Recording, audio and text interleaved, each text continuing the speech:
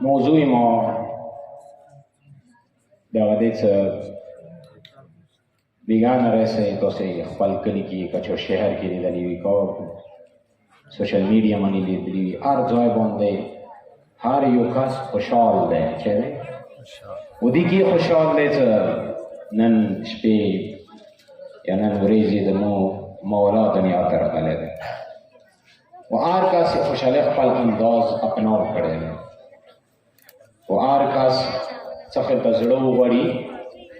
مغاده کړي خو یو شی انسان لږ توجه ته کوي چې شیعه لفظ شیعه خود معنی لفظ شیعه چې کوم دی کنه هغه یا ډېر راز وکړي پټ دی لفظ شیعه عمومي لفظ دی چې دی عمومي لفظ ویلی شي پیروکار یو پښتو کې معنی ته نشي تاسو ورته پوه شئ اکثر موږ دا خبره کوو چې کله مو مثال کې یو کس متعلق خبرې کوو یا هیڅ په متعلق اکثر دا جملې اورېدل شي چې پلانکای کاس ته پلانکی مانډې نه روان دي یعنی پلانکی سي ورسته روان دي چې سره ورسته نه پلانکی کاسي او هغه کاس ته د عربی کې ویل شي امام دای دی شیعه څه ته ویل شي شیعه او ایمو نامه چې نیمه مشهور شوی دی مکمل نه خلو اصل کې د لفظ کومو هغه شیعه علی ابن ابي طالب پرانا مداوه شیعه علی ابن ابي طالب خو ویلې علی ابن ابي طالب چې امام پسې ورسته روان خلکو ته ویل شي شیعه امام پسې ورسته روان خلکو یې څه مطلب یعنی امام چې غواړي دا مغا کوي امام چې غواړي دا مغا کوي خو اوس مخبل ځان باندې لږ سترګې وغړو بیګانه راسي او ټول کول مو تاسو چې کوو آیا امام د مغا غواړي امام چې غواړي امام اسلام احکام باندې عمل غواړي امام کوم حکم ورکړي هغه خدای حکم نه لوا نوی پس کړه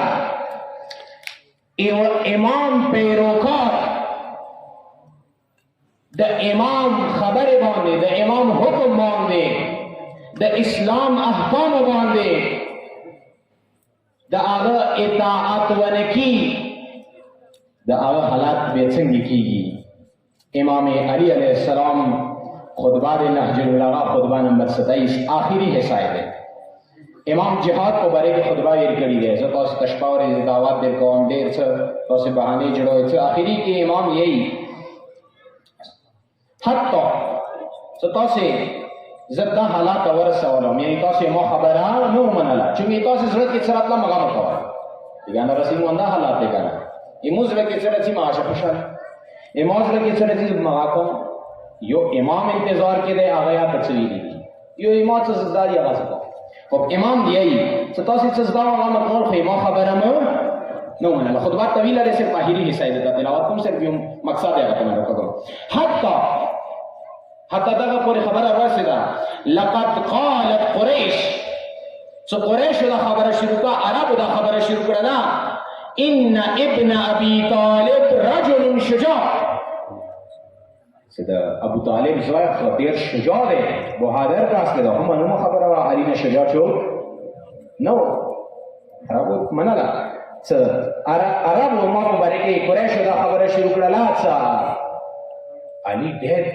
ډېر شجاع ډېر بهادر دی ولكن لا علم له بالحق ولیکن علی ته جنگ طریقې نه دي چې جنگ څنګه کیږي یعنی یو بل الفاظ کې د دې تاسو یې بدنام کړل تاسو یې چې کوم بدنام کوم امیر المؤمنین لله ابوه وهل احد منهم اشد لها مراسا آیا من زیاته جنگ تجربه چوک لري علی نه زیات جنگونه شو کړیو خب وأقدم فيها مقاما مني لقد نهزت فيها وما بلغت ال20